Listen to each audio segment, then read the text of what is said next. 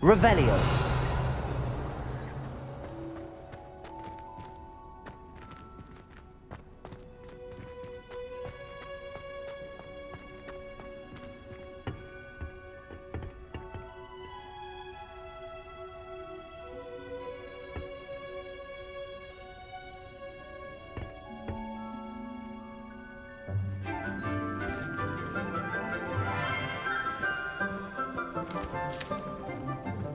Good morning, Professor Garlic. How wonderful it is to see you again, Lenora dear. Oh, here. You'll need these for today's class. A little treat for your auntie. Ah, hello. Class, please welcome the newest rose in our garden.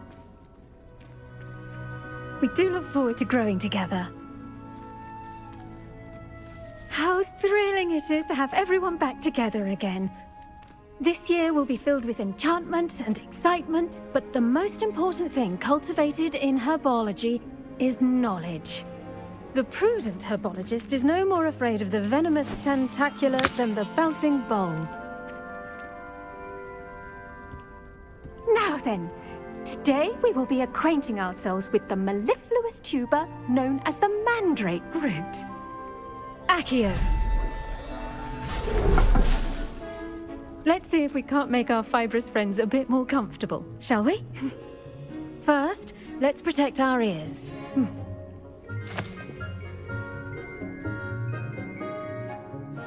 Now, everyone, grip their mandrake by the tendrils and give it a firm tug.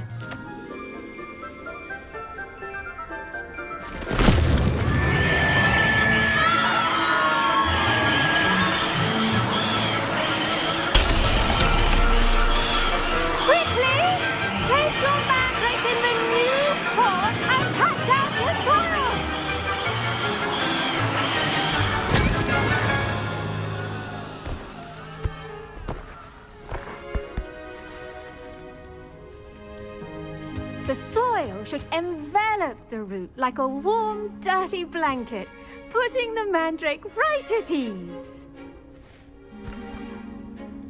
Reparo!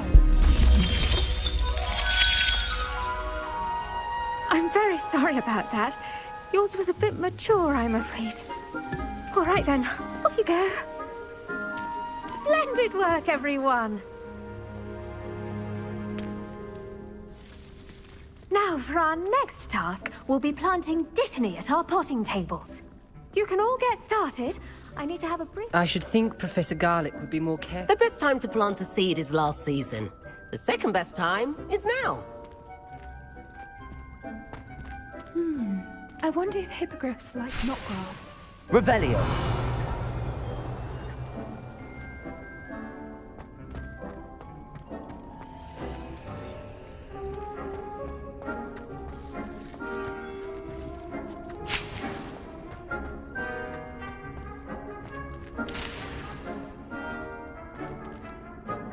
Yes, Professor. Firstly, well done with your mandrake. They can be rather difficult to get a grasp of.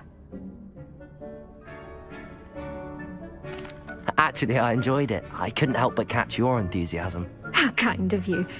It seems you're already taking to herbology like a mandrake to fresh soil. Now, as I mentioned, next we'll be planting dittany. Let us find you some seeds. I already have some, Professor. Picked them up in Hogsmeade. You visited the Magic Neep. Wonderful! A prepared student is bound to bloom.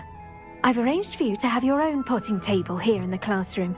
Wasn't easy to spare one on such late notice. Plant the seeds there now, and you can return to harvest them later. Even with soil, sunlight, and a bit of magic, they will take time to grow. Let's see how to balance my star thistle arrangement. Niffler's fancy or roses? Pardon me, Professor. What am I supposed to do with the dittany seeds? Your part in all this floral alchemy is simple. Take the seeds to your potting table, plant them, and then wait for harvest time. Dittany's restorative properties make it a vital ingredient in the Wiggenweld potion, as you all should know from Professor Sharp's class.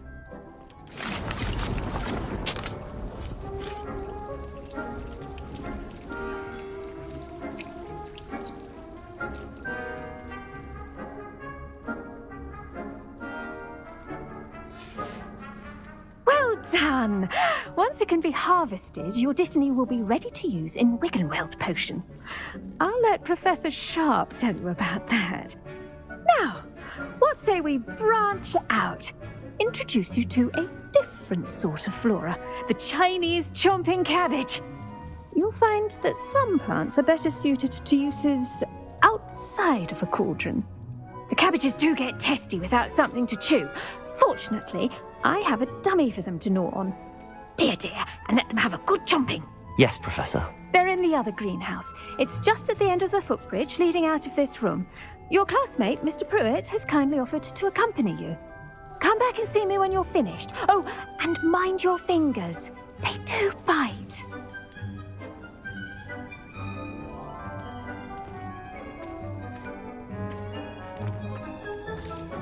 Hello. Saw you on your way to Hogsmeade the other day. Nice to meet you. I'm Leander. I'll be showing you the Chinese chomping cabbages. Up these stairs will take us there. But your lead.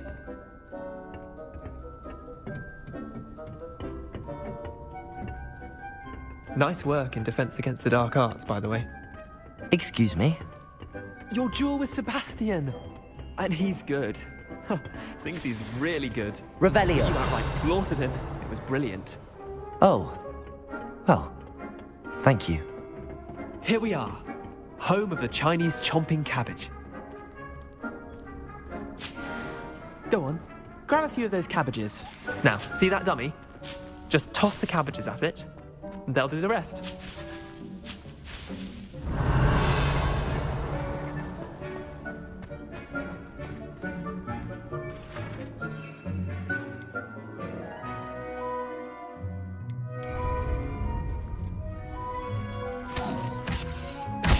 Look at that! They'll chomp on anything they can get their mouths on. Mum planted some in her garden last year to keep the gnomes out. Did save her the de-gnoming, but they left her honking daffodils in tatters. Vicious little bastards, aren't they? My kind of plants. Not like stupid booba-tubers and bouncing bulbs. The kind of plants that just have your back in a fight. Not saying you can't go it alone, but, well, imagine that wasn't a dummy.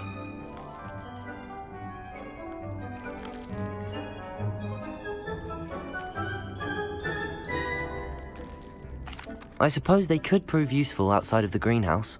Nothing wrong with a bit of backup, even if it is from a cabbage. It's chaos out there. Trolls in Hogsmeade and such. You can't be above throwing a cruciferous vegetable if necessary. Dogweed and deathcap has more of them, if you're keen. Other plants too.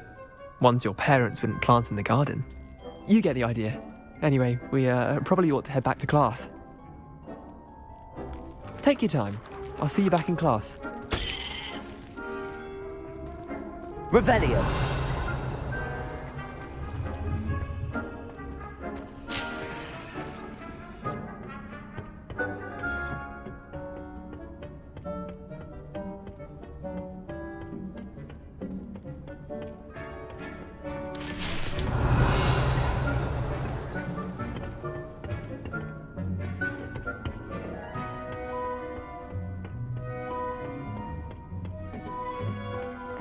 Helpful reminder as to why we should always wear our dragon hide gloves. I shall end our lesson here. Terribly sorry, Mr. Clopton.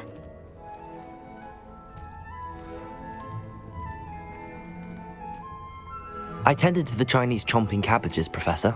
Remarkable plants, aren't they? I hope they weren't too much trouble. Oh, don't see any bite marks or missing digits. And good, as you do seem to be quite green-fingered. Oh, I'm eager to see your skill in the soil continue to blossom.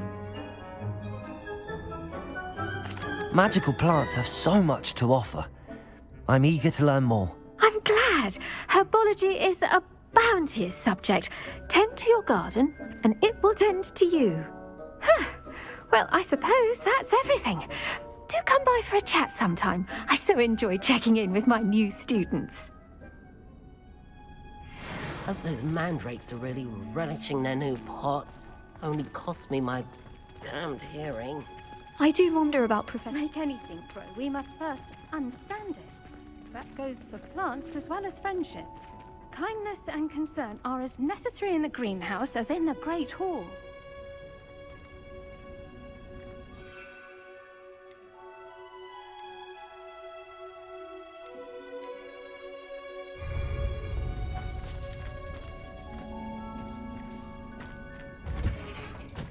Revelio.